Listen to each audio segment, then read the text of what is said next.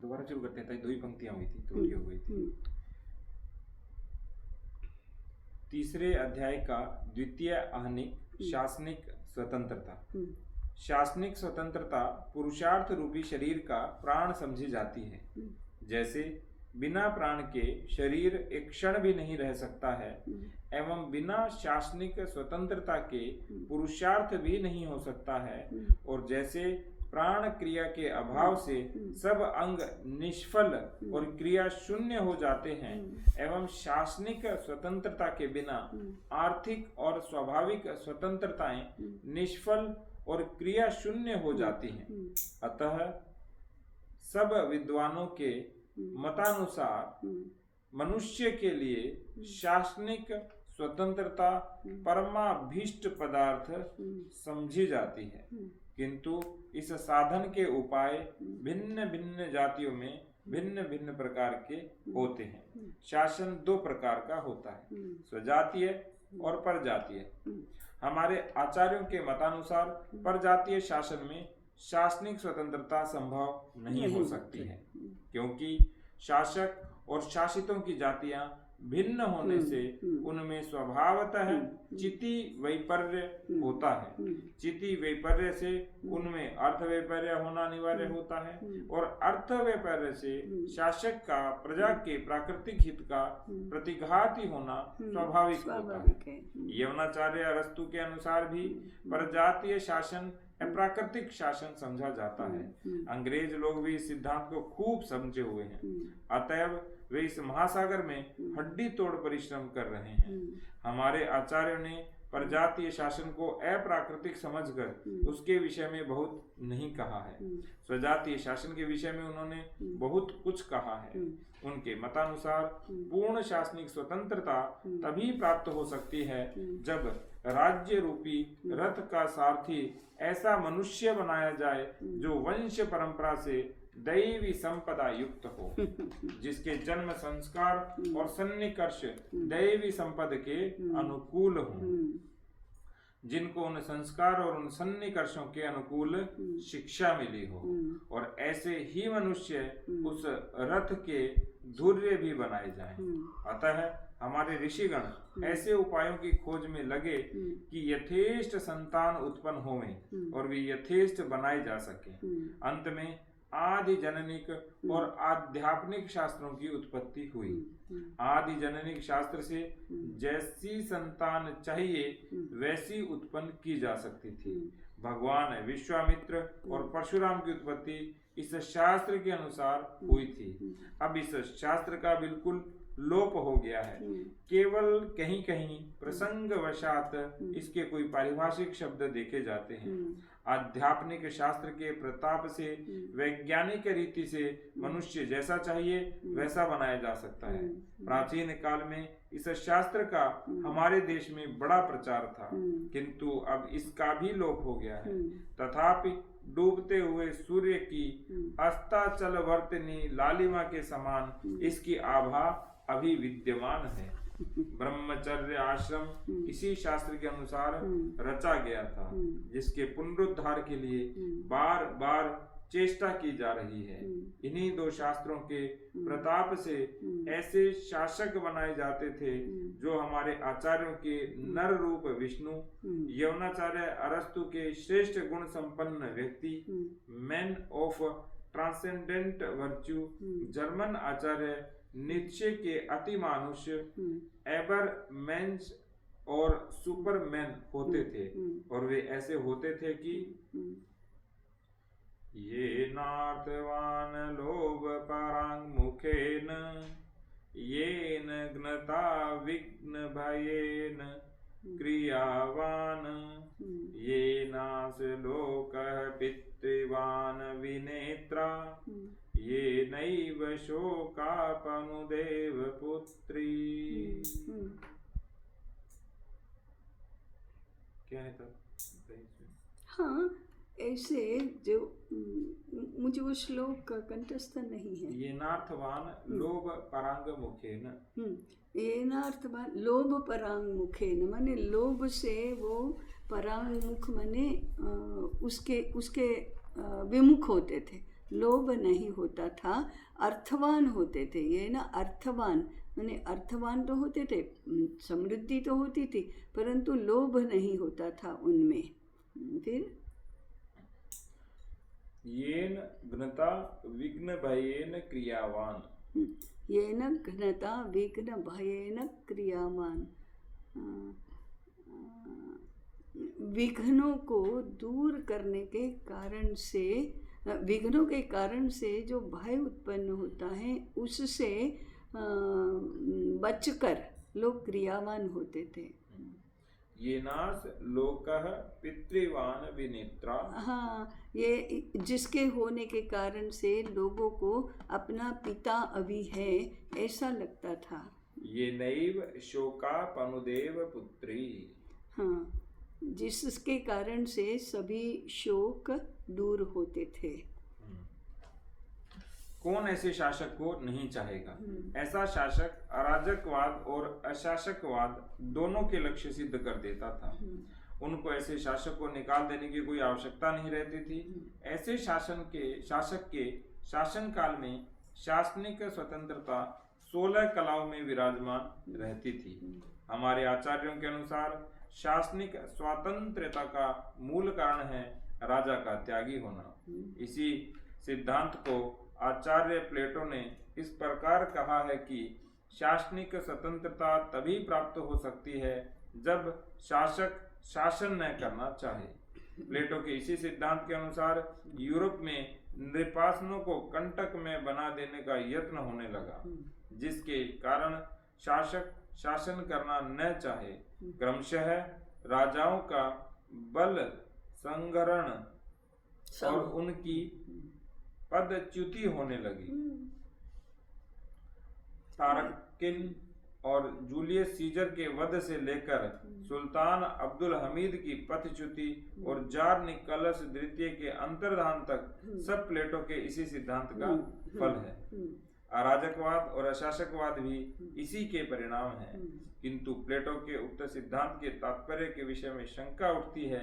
यदि उनका और हमारे आचार्यों का तात्पर्य एक ही था तो यह कहना पड़ता है कि यूरोप में उक्त सिद्धांत का दुरुपयोग हो रहा है। यदि उसका वही तात्पर्य था जैसा आधुनिक यूरोप समझ रहा है, तो यह प्रश्न उठता है कि शासक शब्द का अभिप्राय क्या है। यदि उसका अभिप्राय राजा से है तो एक राजा का बल संग्रहण करने से और उसको निकाल देने से क्या होगा, जबकि छोटे बड़े राजकर्मियों का उत्पाद ज्यों का त्यों बना रहे, क्योंकि प्रजा के दुख के हेतु बहुधा ये ही लोग हुआ करते हैं। सिस्टम राजकर्मी होता है ताई, ऊपर वाला भी ठीक हो जाए तो नीचे वाले बहुत धीमे धीमे ठीक होते हैं, होते नहीं हुआ करते हैं, न कि राजा। यदि शासक शब्द का अभिप्राय समस्त अधिकारी वर्ग से है तो यह प्रश्न उठता है कि क्या किसी असात्विक काल में कोई समाज बिना शासक के चल सकता है, अथवा इस बात का क्या निश्चय है कि जो दूसरे अधिकारी लोग चुने जाएंगे वे सब महात्मा होंगे, वे शासन करना नहीं चाहेंगे। उनके समय में पूर्ण शासनिक स्वतंत्रता रहेगी, क्योंकि जिस समाज में दैवी संपद नहीं होती उसकी बागडोर बहुधा ऐसे लोगों के हाथ में रहती है जिनमें छल बल बहुत होता है। इसी कारण प्लेटो अपने समय की डेमोक्रेसी से अप्रसन्न थे। इसी कारण उनका अपने देश में अपनी राज्य कल्पना असंभव जान पड़ी। इसी कारण रूसी रिपब्लिक में सदा मार पकड़ मची रही। इसी कारण यूरोप में पहले कैथोलिक और प्रोटेस्टेंटों के रक्त की धारा बही, फिर वहां राजा और प्रजा में तलवारें खींची, अब वहां साहूकार और मजदूरों में खींचातानी होने लगी। और अग्रे किम किम भविष्यति, आगे तो क्या ही होगा। बहुत सुंदर। बेचारा यूरोप स्वतंत्रता के लिए परिवर्तन रूपी समुद्र में बार बार गोते लगाता रहा, किंतु मोती मुराद उसको कभी न मिला। जितना बेचारा यूरोप, देखो हमको ये शब्द पकड़ना चाहिए। यूरोप अमेरिका बेचारे हैं, कुछ सूझ ही नहीं रहा है, उनको समझ में ही नहीं आ रहा है, बार बार गोता लगा बार बार गोते लगा रहे हैं। मोती मुराद के लिए, नहीं पर कभी होता। उसे मिला नहीं। उतना परतंत्रता के पंख में धंसता जा रहा है, उतना वह ग्राम्य सुखों की बागुरा में उलझता जा रहा है, उतनी उसकी जीवन यात्रा कष्ट साध्य हो रही है। भूत विज्ञान विशारद यूरोप के अवैज्ञानिक देशिक नीति का ऐसा ही परिणाम होता है। बहुत और किस कहते हैं वैज्ञानिक वैज्ञानिक वैज्ञानिक, वो भूत विज्ञान है सारा। और दैशिक रीति अवैज्ञानिक। हाँ, बिल्कुल अवैज्ञानिक। यह बात अनेक को बहुत पहले से पता थी।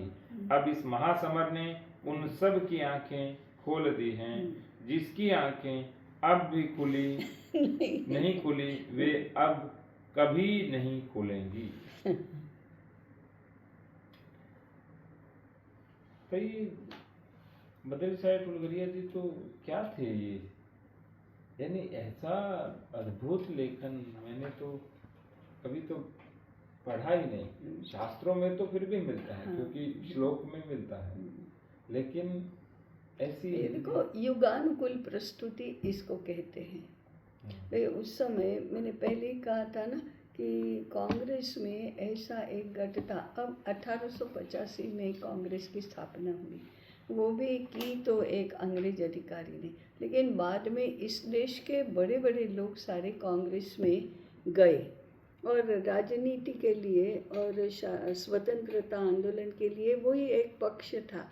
लेकिन 1885 के बाद ये तो 1900, 1910, 1920, 1930 इसी की रचना है सारी, यही काल है सारा, 20वीं शताब्दी का प्रारंभ का काल है। उसमें कांग्रेस में ऐसा एक गठ था, समूह था, जो ये सोचता था कि आंदोलन के माध्यम से स्वाधीनता प्राप्त हो जाए तो भी दैशिक शास्त्र नहीं मालूम है तो देश चलेगा कैसे।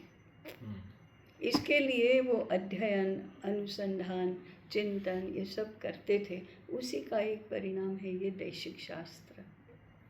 1929 में सुंदरलाल जी ने भारतीय इतिहास की 2 पुस्तकें लिखी। उन्हें 3 वर्ष के अनुसंधान के बाद भारत में अंग्रेजी राज्य, ऐसे 2 वॉल्यूम्स लिखे हैं उन्होंने। तो इसी काल में लिखे हैं ना, 1929 में प्रकाशित हुआ। इसका मतलब 1920 के बाद उन्होंने अध्ययन शुरू किया इसका। 1929 में नहीं, 1929-33 में हिंदुओं का समाज रचना शास्त्र लिखा गया है ग्रंथ। तो ऐसा अध्ययन उस काल में होता था जो दैशिक शास्त्र का ही अध्ययन था। इसका मतलब रहता है उस काल की ग्रंथ हमें अच्छे से पढ़ने चाहिए। हाँ, मैंने अभी वो मंगाया है, हाँ। The web of Hindu society.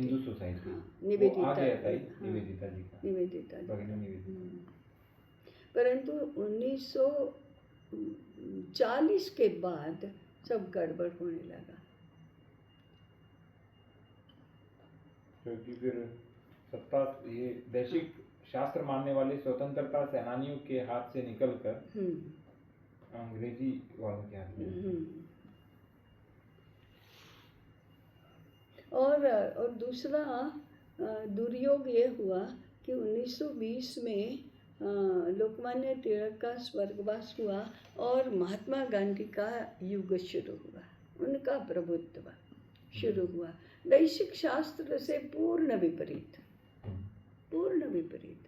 और नेहरू जैसे कम्युनिस्टों का उसमें प्रभाव बढ़ने लगा।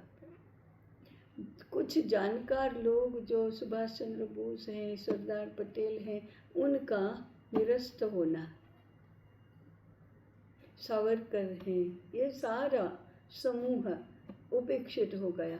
नेहरू और उसके जो सारे राधा कृष्णन पक्के कम्युनिस्ट, पक्के कम्युनिस्ट। और मुस्लिम अपीजमेंट, ये महात्मा गांधी का जो शुरू हुआ उसके कारण से ये अध्ययन प्रवृत्ति भी बंद हो गई। उसके बाद से अध्ययन नहीं रहा और दूसरा ही अध्ययन शुरू हो गया। इसलिए दैशिक शास्त्र आगे नहीं बढ़ा। दैशिक शास्त्र शुद्ध भारतीय शास्त्र हैं। बाद में जो दैशिक शास्त्र के राज्यतंत्र, लोकतंत्र, शासन व्यवस्था, अर्थव्यवस्था, ये तो सब उस प्रकार की हो गई जो पश्चिम की थी। और अभी मैंने 1946 का क्लेमेंट एटली और रूजवेल्ट का पत्र व्यवहार हुआ, वो मैंने आपको बताया था। वैसे ही नेहरू और गांधी का पत्र व्यवहार है हिंद स्वराज को लेकर। तो नेहरू लिखते हैं कि मैंने पहले जब पढ़ी थी हिंद स्वराज तब भी मुझे मान्य नहीं थी और आज भी मुझे मान्य नहीं है। ये 46 का ही है और ये लिखी तो गई थी 1909 में हिंद स्वराज, तो गांधी जी ने लिखी थी। उस समय भी मान्य नहीं थी, आज भी मान्य नहीं है। देश को विकास करना है तो यूरोपियन मॉडल के आधार पर ही हो सकता है, ग्राम के आधार पर नहीं। गांवों में क्या है, गांव मूर्ख हैं, गांव पिछड़े हैं, इसलिए ग्राम आधारित विकास का मॉडल नहीं चलेगा। ये उन्होंने लिखा है। गांधी जी ने कहा, अच्छा तुम ऐसा मानते हो तो तुम्हारा पत्र हम सार्वजनिक करेंगे और उसके ऊपर चर्चा होने दो। तो नेहरू ने कहा नहीं, इसको मैं सार्वजनिक नहीं करने दूंगा, और गांधी जी ने नहीं किया और नेहरू की बात चली। और जबकि गांधी को वो मान्य नहीं थी। गांधी के दो भाग हैं, एक मुस्लिम अपीजमेंट और वो पॉलिटिकल सिस्टम और उसका एक भाग है, और उद्योग, व्यवसाय, शिक्षा, इसमें दूसरा भाग है जिसको रचनात्मक कार्य कहते हैं। तो रचनात्मक कार्य वो चले ही नहीं। फिर बाद में विनोबा भावे ने अपनाया और एक वर्ग है जो रचनात्मक कार्य अपनाया, उनकी ये पॉलिटिकल विंग ने चलने नहीं दिया, क्योंकि देश इस रचनात्मक कार्य के आधार पर नहीं चला। वो यूरोपियन विज्ञान और अर्थतंत्र और उद्योग नीति और विकास का सिद्धांत, उसके आधार पर चला। तो दैशिक शास्त्र समाप्त हो गया। उस समय तक तो ये हो गया था ना कि समाज का एक अंग शिक्षा, वो शिक्षा का एक अंग समाज और राजनीति होता था। समाज का एक अंग राजनीति होती थी, किंतु तब तक तो राजनीति का एक अंग समाज हो गया। हाँ, राजनीति तो राजनीति में जो एक तरह से अभीष्ट होगा वही फिर समाज अनुसरण करेगा। इसीलिए उनकी जो सामाजिक चीजें थी उनका अनुसरण नहीं किया, लेकिन राजनीतिक चीजों का होने लगा। और दूसरा, राजनीतिक का प्रभाव अधिक था। और उसके ऊपर साम्यवाद माने सोशलिज्म, कम्युनिज्म, इसका ही प्रभाव था। नेहरू तो साम्यवादी ही थे और इंदिरा गांधी ने आकर तो और चौपट कर दिया सब।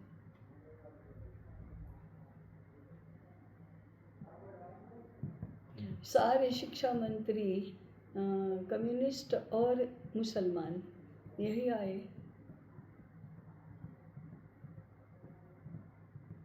तो शिक्षा तंत्र तो ऐसे खराब हो गया सब। और उसी के प्रभाव में IITs चलने लगी, IIMs चलने लगी, उनकी रचना हुई, मॉडर्न मेडिकल साइंस का उदय हुआ। आयुर्वेद तो मान्य पथी थी ही नहीं उस समय। मान्य पथी तो मेडिकल माने एलोपैथी ही थी। राजेंद्र बाबू बिहार से अपने लिए वैद्य लाना चाहते थे, तंत्र ने नहीं लाने दिया। क्यों? ये तो अमान्य है, उसको हम राष्ट्रपति के लिए मान्य नहीं कर सकते।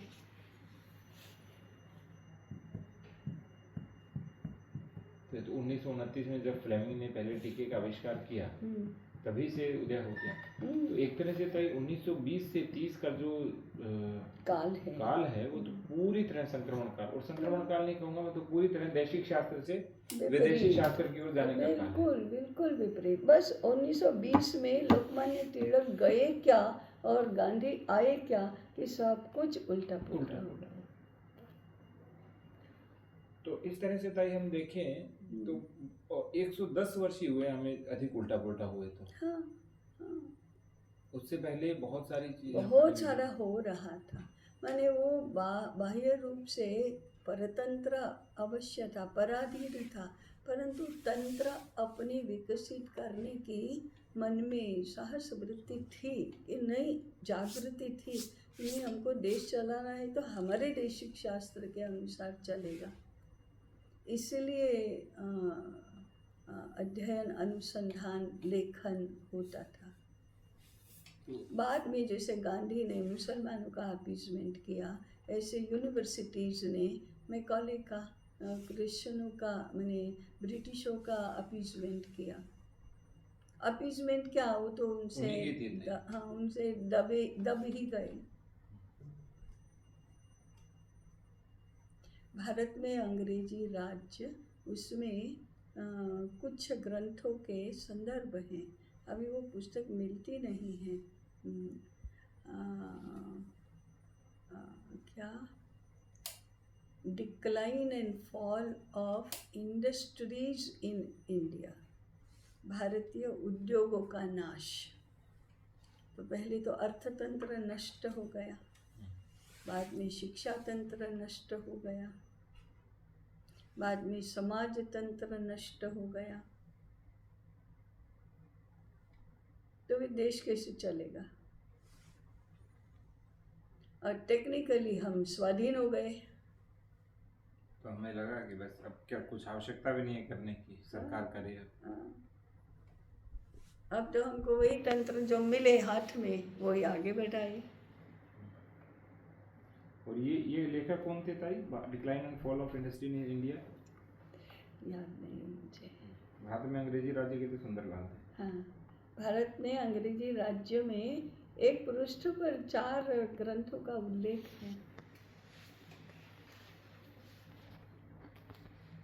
तो ये तो मैं सोच रहा हूँ कि जितने भी ऐसे ग्रंथ हैं उनकी एक सूची बननी चाहिए और उस सूची के अनुसार फिर उसको ढूंढना चाहिए, क्योंकि कहीं ना कहीं पांडुलिपि में या कभी प्रकाशित हुए तो कुछ प्रति के रूप में उपलब्ध रहे होंगे। हो सकता है वो लाइब्रेरी पुरानी हो, पुरानी लाइब्रेरीज में हो सकते हैं, और जो उस समय तात्कालिक रूप से रही होंगी। हमें देखना चाहिए जो 1930 से पहले 40 से पहले की लाइब्रेरी। देखता हूँ ताई, पूरा अभियान इसमें लेते हैं ताकि पुराने ग्रंथों की खोज। भारत में अंग्रेजी राज भी हमारे पास ऐसे ही ये करके प्रिंट निकाल कर बाइंड किया हुआ है। अभी तो ताई ऑनलाइन ब्रिटिशों ने उस पर प्रतिबंध लगाया था। फिर जाकर 1956 में भारत सरकार ने उसका पुनर्मुद्रण किया।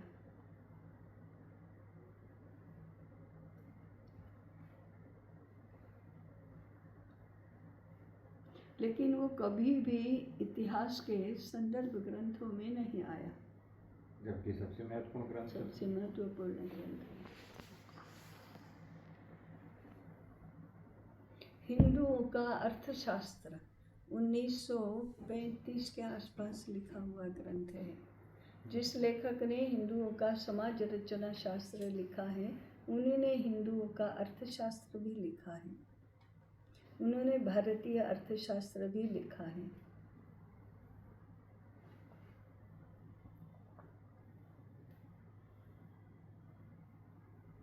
उसमें हिस्ट्री ऑफ हिंदू केमिस्ट्री आचार्य प्रफुल्ल चंद्र राय ने लिखा है। बाद में उसका प्रकाशन हिंदू शब्द निकालो हिस्ट्री ऑफ इंडियन केमिस्ट्री ऐसा हो गया, लेकिन ओरिजिनली वह हिस्ट्री ऑफ हिंदू केमिस्ट्री है। वो हिस्ट्री ऑफ हिंदू केमिस्ट्री, ये तो बहुत अच्छा ग्रंथ होगा। हाँ, बहुत अच्छा ग्रंथ है। और बाद में इसे हिंदू को इंडियन कर दिया। अभी भी लेकिन उपलब्ध है हिंदू केमिस्ट्री करके। आचार्य प्रफुल्ल चंद्र।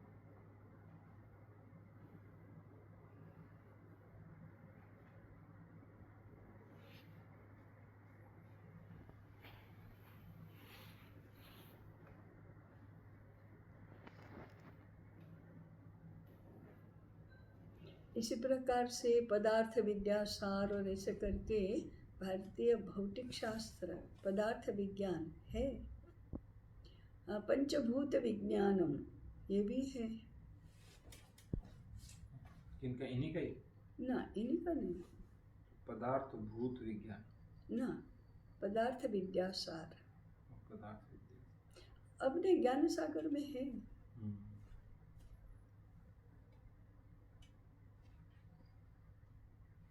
पंचभूत विज्ञानम है।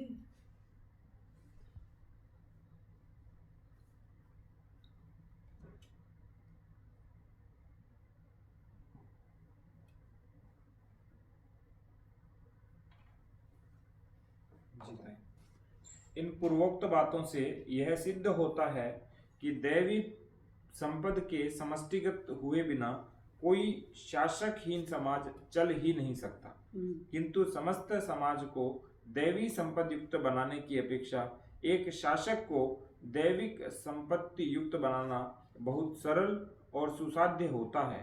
फलतः यह सिद्ध होता है कि शासनिक स्वतंत्रता प्राप्ति की पाश्चात्यों की रीति से हमारे आचार्यों की रीति सहस्त्रधा श्रेष्ठ और सुकर है। आचार्य अरस्तु के मतानुसार भी राज्य के गुण और दोष शासक पर निर्भर होते हैं। जैसा शासक होता है वैसा राज्य होता है, किंतु शील का आह्वान करने और सत्य शिक्षा देने से शासक श्रेष्ठ बनाया जा सकता है। किंतु हमारे आचार्यों के मतानुसार देवी संपदहीन मनुष्य में शील पंगु और शिक्षा वंध्या होती है। कितने सरलता से यानी कितना तुच्छ विचार था इनका कि गुण और दोष शासक पर निर्भर, और तो भी पढ़ेंगे सब अरस्तु को।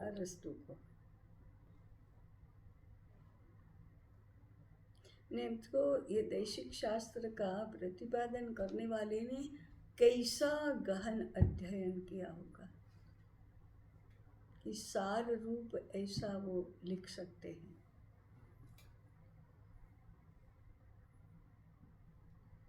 अध्ययन भी होगा ताई और साधना भी होगी, वो ऋषि रूप रहे होंगे। हाँ, साधना तो रही है, क्योंकि ऋषि रूप के बिना ऐसा लिखना संभव नहीं।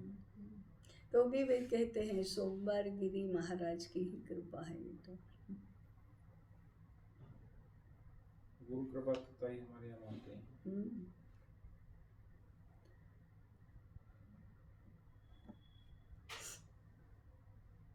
हमारे लगाओ इनके बाकी के 3 भाग, ये तो 4 में से 1 भाग है। ये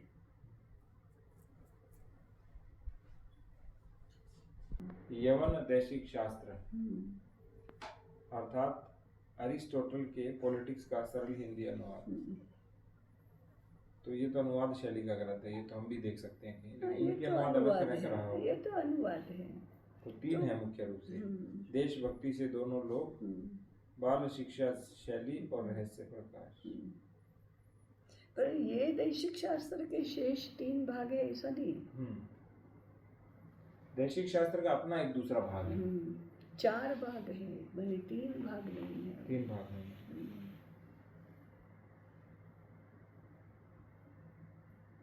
प्रकाशन तो तय हुआ होगा अवश्य। और उनके पास कैसे आया, लाडनू वालों के पास? लाडनू वालों के पास कहाँ है? ये तो यही एक ही आया ना। इनके पास एक ही था। लाडनू नहीं, छोटी खाटू। वो छोटी खाटू वाला, छोटी खाटू वालों के पास एक कहाँ से आया ये? इसका प्रकाशन तो हुआ था ना पहले, चित्रशाला प्रेस का प्रकाशन है। तो प्रकाशन तो एक भाग का हुआ था। तो चित्रशाला प्रेस जो अल्मोड़ा में हो रही है, नहीं, पूना में है। पुणे में थी, अब वो बंद हो गई। बंद हो गई। तो उसको खरीदा किसी ने होगा? खरीदा नहीं था, वो बंद ही हो गया। तो मशीनरी और बाकी पुस्तकें और ये सब जिसको दे दिया, उसके पास भी हम गए थे, उनके पास नहीं था ऐसा कुछ भी। और वो तो कितने वर्षों पहले की बात है ना।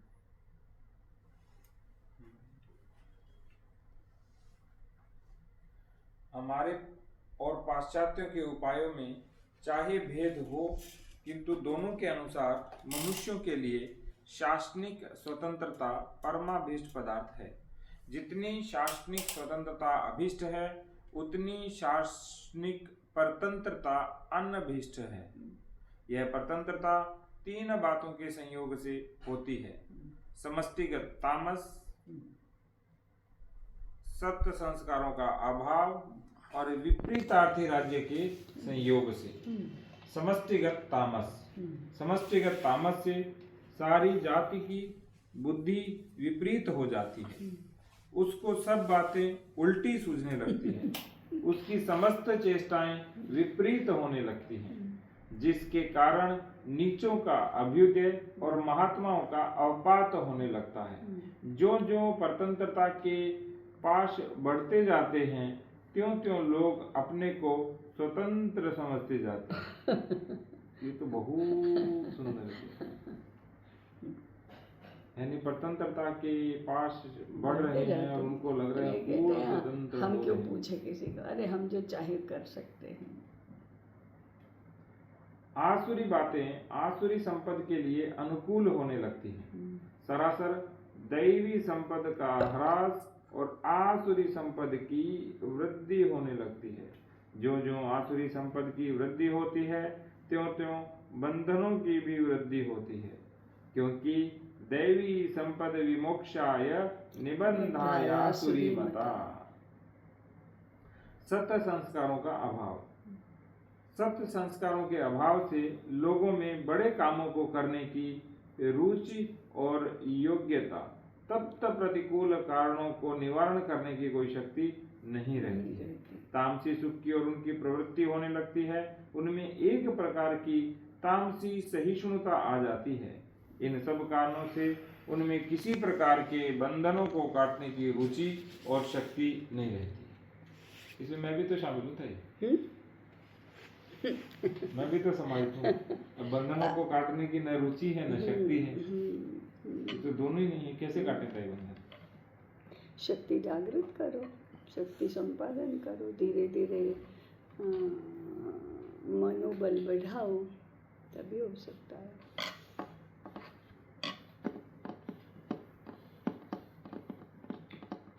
विपरीतार्थी राज्य, यदि राज्य विपरीतार्थी न हो तो केवल समष्टिगत तामस और सत्य संस्कारों के अभाव से शासनिक स्वतंत्रता नहीं हो सकती, क्योंकि प्रजा चाहे तामसी और सत्य संस्कारहीन हो, किंतु जब तक राज्य का प्रजा से अर्थ वैपर्य नहीं होता, तब तक राज्य प्रजा के प्राकृतिक हित में हस्तक्षेप नहीं करता है।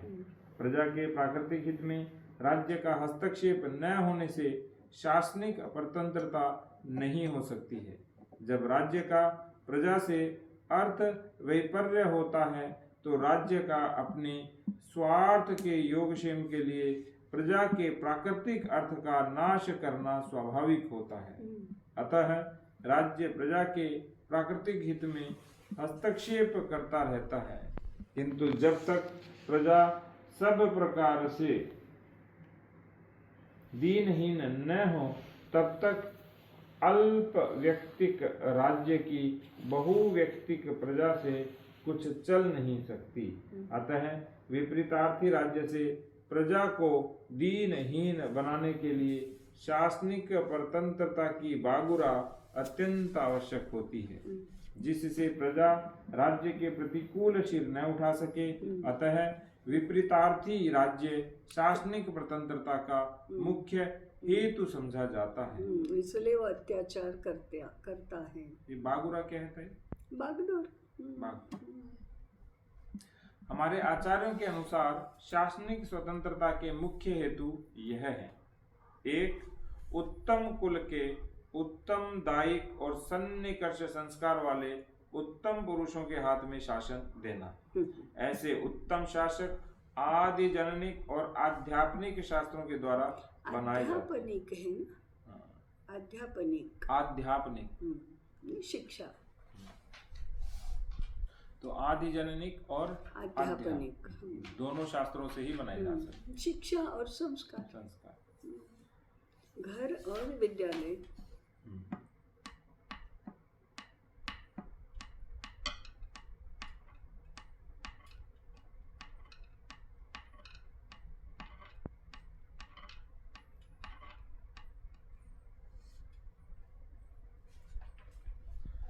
शासक के हाथ में चाहे वह कैसा ही क्यों न हो, स्मृति रचना का काम न होना। वह काम ब्रह्मपरायण उत्तम त्यागी ब्राह्मणों के हाथ में होना। हमारी जितनी स्मृतियां हैं वे सब ऋषि मुनियों की रची हुई हैं। 3, शासक का मुख्य कर्तव्य वर्णाश्रम का पालन करना होता है। 4, समस्त सन्यासी वानप्रस्थ ब्राह्मण ब्रह्मचारियों से शासक का गौरव कम होना। इस उपाय से शासक को अभिमान और आसक्ति होने नहीं पाती थी। आचार्य प्लेटो के मतानुसार भी आसक्ति न होने से शासक उत्तम होता है। 5, ब्रह्मचर्य आश्रम प्रथा से प्रजा को तेजस्वी बनाना, क्योंकि तेजस्वी प्रजा की स्वतंत्रता में हस्तक्षेप करने का किसी शासक का साहस हो ही नहीं सकता है। इन उक्त उपायों से राजवादी और अराजवादी दोनों का अर्थ सिद्ध हो जाता है। राजवादियों को आदर्श रूप राजा और अराजवादियों को पूर्ण शासनिक स्वतंत्रता प्राप्त हो जाती है। इति दैशिक शास्त्रे स्वातंत्र्याध्याये शासनिक स्वातंत्रिको नाम द्वितीयानेकः। ये तो थोड़ा थोड़ा बता दीजिए। हाँ, राजा उत्तम होना चाहिए, माने उत्तम कुल में जन्म होना चाहिए, उसका सन्निकर्ष अच्छा होना चाहिए, उसको अच्छी शिक्षा मिलनी चाहिए। तो राजा के लिए कोई हीन व्यक्ति कभी भी नहीं करना। और जो नए राजकुल में जो नए जन्मते हैं उन बालकों के संस्कार की पहले चिंता करना ने उसको जन्म देने वाला जो माता पिता ये हैं उनको अधिजनन शास्त्र के सिद्धांतों का पालन करना, ये आएगा आगे। और ऐसे जन्मे हुए राजकुल के वंशज को उत्तम शिक्षा प्राप्त होना ये अनिवार्य है, ये अनिवार्य है। तो राजा अच्छा होगा, राजा अच्छा होगा तो प्रजा के प्राकृतिक हित की रक्षा करेगा। ये तो शासनिक स्वतंत्रता है कि राजा अच्छा होना। राजा और प्रजा का अर्थ वैपर्य नहीं होना, यानी जिस जाति का राजा है उस जिस जाति की प्रजा है उसी जाति का राजा होना चाहिए।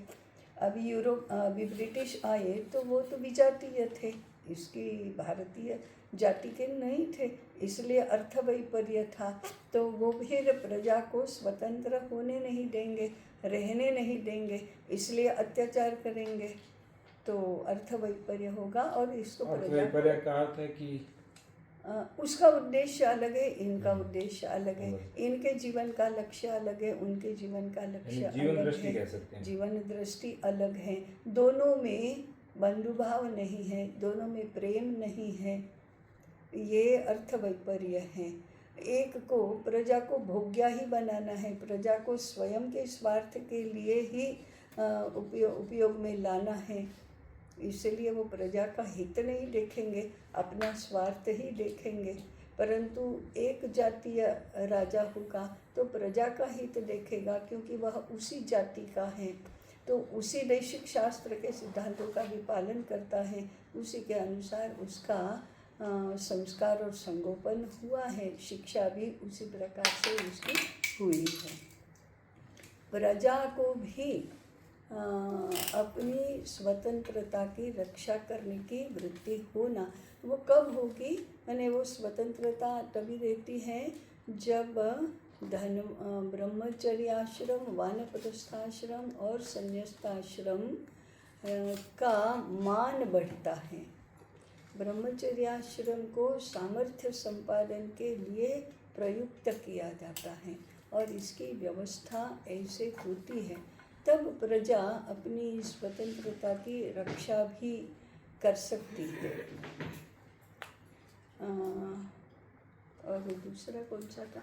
बहुत सारी बातें इसमें तो आई। इसमें तो ये था कि राजवादियों और अराजवादी दोनों का उद्देश्य या अर्थ सिद्ध होता है। माने राजवादी माने राजाशाही में मानने वाले, अराजवादी माने राजा को नहीं मानने वाले, उनको भी पूर्ण शासनिक स्वतंत्रता। इसमें ये तो नहीं है अराजवादी का अर्थ प्रजा। यहाँ अराजवादी का अर्थ प्रजा तो नहीं है ताई? नहीं, अराजवादी का प्रजा अर्थ नहीं है। अराजवादी माने राजा जहाँ शासक नहीं है, उसका है। तो उनको भी पूर्ण शासनिक स्वतंत्रता इन्हीं से प्राप्त हो जाती है। एक मुख्य कर्तव्य वर्णाश्रम का पालन शासक को वर्णाश्रम की रक्षा करनी चाहिए। और सबसे बड़ी बात कितनी अच्छी लिखी, सन्यासी, वानप्रस्थ, ब्राह्मण और ब्रह्मचारियों से शासक का गौरव प्राप्त होना, से शासक का गौरव कम होना, यानी शासक का गौरव हमेशा इन चारों से कम होना चाहिए। सन्यासी से, वानप्रस्थ से, ब्राह्मण से और ब्रह्मचारी से। और आज तो शासक तो मुख्य कुर्सी पर बैठा है। वही तो कि आज एक जातीय शासक होने पर भी वो विजातीय शासक की तरह ही पेश आता है, क्योंकि उनका दैशिक शास्त्र अपना नहीं है।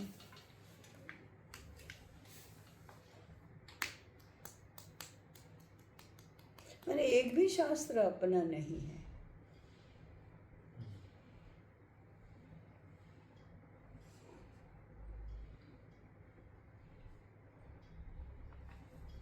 एक है कि ब्रह्मचर्य आश्रम से प्रजा को तेजस्वी बनाना, और क्योंकि तेजस्वी प्रजा होगी तो परतंत्र नहीं रहेगी, कोई हस्तक्षेप करने का साहस भी नहीं करेगा। दुष्ट शासक भी उसका अहित नहीं कर सकता।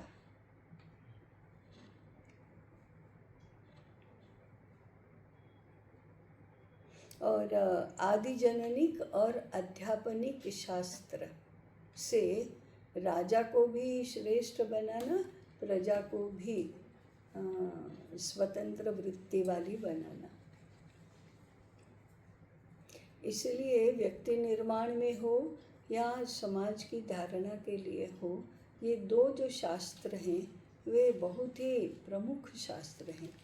इसमें भी आध्यापनिक शास्त्र से भी आदि जननिक शास्त्र अधिक प्रभावी हैं, ऐसा इनका भी मत है। आगे चलकर दैवी संपद अध्याय है, दैवी संपद योगक्षेम अध्याय, ऐसा ही है, योगक्षेम है कि नहीं पता नहीं। दैवी संपद, उसमें 3 सिद्धांत उन्होंने बताए, अधिजनन, अध्यापन और अधिलवन। आज अधिलवन का तो हम बहुत नहीं विवेचन करते ही नहीं हैं। अधिलवन नाम से तो सुना ही पहली बार यही था। हाँ, अधिलवन माने खराब अंश को निकाल देना, नष्ट कर देना, उसको संसर्ग में नहीं रहने देना। जैसे आम की पेटी में एक सड़ा हुआ आम यदि रहा तो धीरे धीरे सारे आमों को सड़ा देगा, उसको समय रहते ही तुरंत अलग कर देना। वृक्ष का सड़ा हुआ भाग तुरंत काट देना। ऐसे लोगों को विवाह की अनुमति नहीं देना, ये भी है कि विवाह की अनुमति देंगे तो ऐसी ही प्रजा निर्माण होगी आगे। बेचारे यूरोप के वो LGBT का बिल्कुल ही बिल्कुल ही माने उसको तो उगने ही नहीं देना।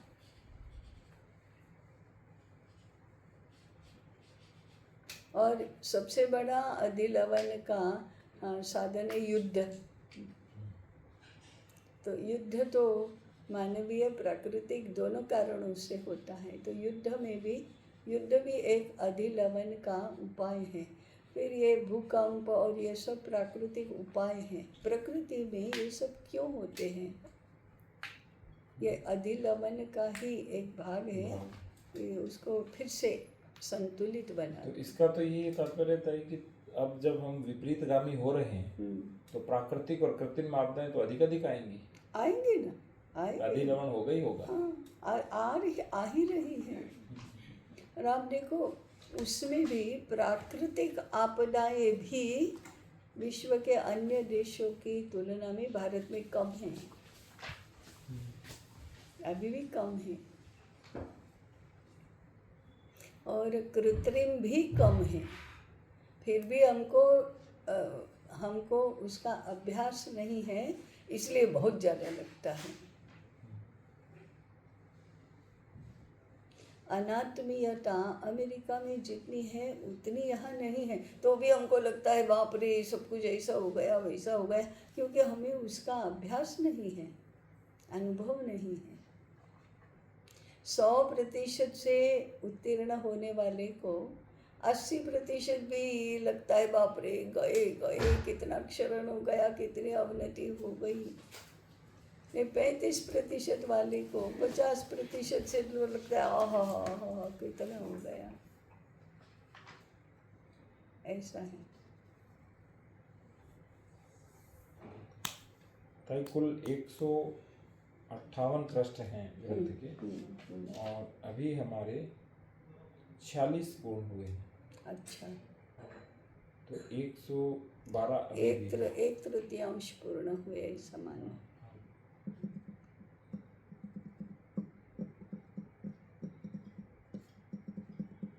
एक चतुर्थांश ही हुआ था।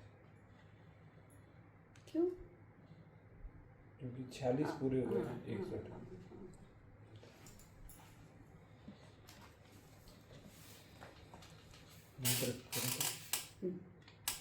ओम सहनावतु सहनो भुनक्तु सह वीर्यं करवावहै तेजस्विनावधीतमस्तु